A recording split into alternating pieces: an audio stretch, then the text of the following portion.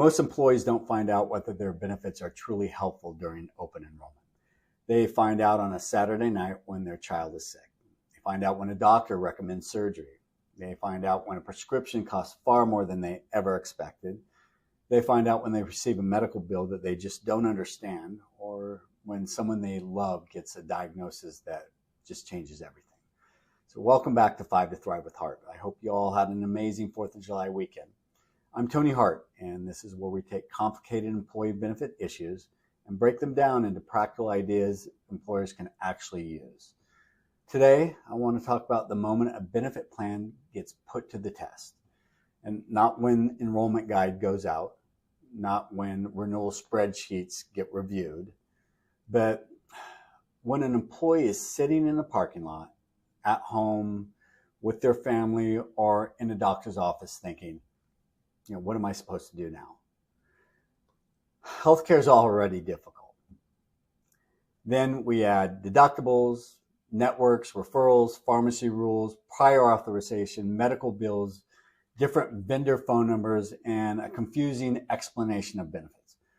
That can leave even a smart, capable people feeling completely stuck. So today we're going to walk through 5 practical ways employers can help employees feel less alone when healthcare costs get complicated. Because a benefit plan should not just provide coverage. It should help people find their next step when life happens. Most employers genuinely care about their people. They want to offer good coverage. They want employees and their families to have access to good care. They want to manage costs responsibly without making the plan feel like it's working against the people who depend on it. But here's the challenge. Good intentions and good coverage are not always the same thing as real support, because healthcare, we know, it gets complicated fast. And an employee may be sick. They may be worried about a child or a spouse. They may receive a diagnosis they just weren't expecting. They may be told that they need an actual procedure. They may get a prescription that costs far more than they thought it would. Or they may receive a medical bill that makes absolutely no sense. And in that moment, the employee usually is not thinking about the plan, provider networks, prior authorization, or which vendor number they're supposed to call. They're thinking, what do I do now? And this is where the benefits plan either becomes valuable or it becomes overwhelming, because a benefit is not truly helpful just because it appears on an enrollment guide. It only becomes helpful when an employee understands their options, knows where to begin, and has a clear path to get help. So this episode is not about adding just more programs just for the sake of adding more programs. It's about making sure employees don't feel alone when their healthcare becomes confusing, stressful, or personal. So let's walk through 5 ways employers can make benefits experience easier to navigate when the employee needs it most. The first way to help employees navigate healthcare is this: start with the moment of need. Don't start with a vendor list, don't start with the enrollment guide, and don't start with a long list of benefit acronyms employees are expected to remember. Start with the real situations employees and their families face. A child gets sick after normal office hours. An employee is told they may need surgery. A spouse receives a serious diagnosis. A prescription is denied or unexpectedly expensive. Someone receives a medical bill that just doesn't make sense to them, or an employee is struggling with anxiety, depression, or substance use and doesn't know where to begin. Those are the moments that matter, and employers should be able to answer one simple question. When this happens, where does our employee start? Not after calling 3 different phone numbers, not after reading 40 pages of benefit information, and not after guessing which vendor might be able to help. Start with identifying the 5 or 6 moments when employees are most likely to feel confused, stressed, or just stuck. Then map the path. Who should they contact? What can the person or resource actually help with? And what happens next? If the answer isn't clear, that's not an employee problem. That's a plan design opportunity. The second way to help employees navigate healthcare is this: give them the employee's agency. A strong advocate doesn't make healthcare decisions for someone else. A strong advocate helps a person understand they have choices.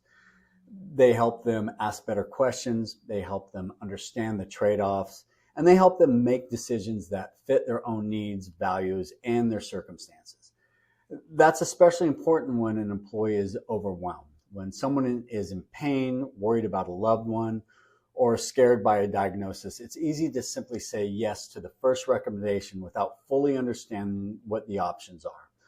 Sometimes the first recommendation may absolutely be the right one, but the employee should still feel comfortable asking questions like, is this urgent? Are there alternatives? Is there another provider or location I should consider? What will this likely cost me? Would a second opinion make sense? And what should I do if the treatment isn't working? The goal is not to turn employees into doctors. It's not to second guess every clinician. The goal is to make sure employees that they don't feel powerless, because someone who understands their choices is more likely to make informed decisions and more likely to follow through. The third way to help employees navigate healthcare is this: create one trusted starting point. A modern benefits plan include a medical carrier, a pharmacy benefit manager, telehealth, mental health resources, a wellness program, specialty drug support, an HSA administrator, a benefits portal, and sometimes several additional vendors. And those resources can all be valuable, but they can also become overwhelming. Employees should not have to become healthcare experts just to figure out which phone number to call. They need one clear place to begin. That might be a navigation or advocacy resource. It might be a dedicated benefits contact. It might be an HR team with clear escalation process, or it might be an existing carrier resource that the employees already understand and trust. The specific solution will vary by employer, but the experience should be simple. Start here, tell us what's going on, and we'll help you figure out the next step. And that doesn't always mean adding another vendor. Sometimes it means organizing and simplifying what already exists. Here's a good test. Ask someone outside the benefits team, if your spouse needed care tomorrow, would you know exactly where to start? If the honest answer is no, the plan may need a clear front door. The fourth way to help employees navigate healthcare is this: look beyond the recommendation and remove any barriers that stop follow through. A doctor can recommend the right medication, but what happens when it costs too much? A provider can recommend physical therapy, but what happens when the employee works shifts, doesn't have transportation, or can't get an appointment for several weeks? A specialist can recommend a procedure, but what happens when the employee doesn't understand the network, the prior authorization requirements, the expected out-of-pocket costs, or what the next steps are? And those aren't small details. They're often the difference between care happening and care not happening. And this is where employers can think more practically. Are employees getting stuck because pharmacy access, costs, network confusion, scheduling, language barriers, lack of time away from work, or simply because nobody's explained the process in plain English? You don't need access to anyone's private medical detail to identify friction in the plan. Listen to the questions employees bring to HR. Pay attention to reoccurring complaints. Look for resources employees aren't using, and ask whether the plan is creating unnecessary friction or obstacles between the employee and the care they need. Because a benefit's not useful just because it exists. It has to be usable in real life. The fifth way to help employees navigate healthcare is this: don't confuse that first phone call with real support. Getting an employee to the right phone number is helpful, but the journey may not end there. They may still need to schedule care, understand prior authorization, review a treatment recommendation, find an in-network provider, resolve a pharmacy issue, understand a bill, coordinate care for a spouse, child, or an aging parent, or simply figure out what question to ask next. That's why the best employee advocacy experience is not just a handoff. It's a guide, A guide helps someone from confusion to clarity, from fear to the next step, and from I don't know what to do to here's what I'm going to do next. That doesn't mean the employer should try to control an employee's care. It's quite the opposite. It means creating an environment where employees are informed enough to participate in their own decisions.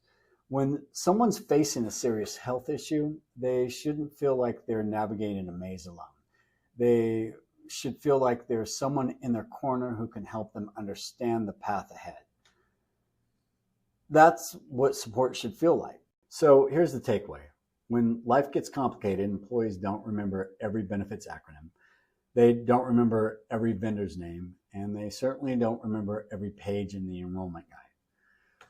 They do remember whether they knew where to turn. They remember whether someone helped them understand their choices, and they remember whether the plan made an already difficult moment easier or harder. So think about these 5 things.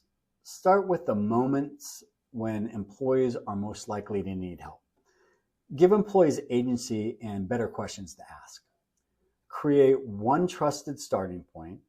Remove the real-world barriers that stop people from following through. And make sure the support continues beyond that first phone call. That's how you turn a benefits plan from a collection of programs into a source of real support. Thanks for watching 5 to Thrive with Hart. For one practical employee benefits idea each week, subscribe to the 5 to Thrive weekly newsletter. You'll find the link in the post, the video description, or on my profile. And if this was helpful, hit like, follow, or subscribe. And share it with someone who helps make benefits decisions.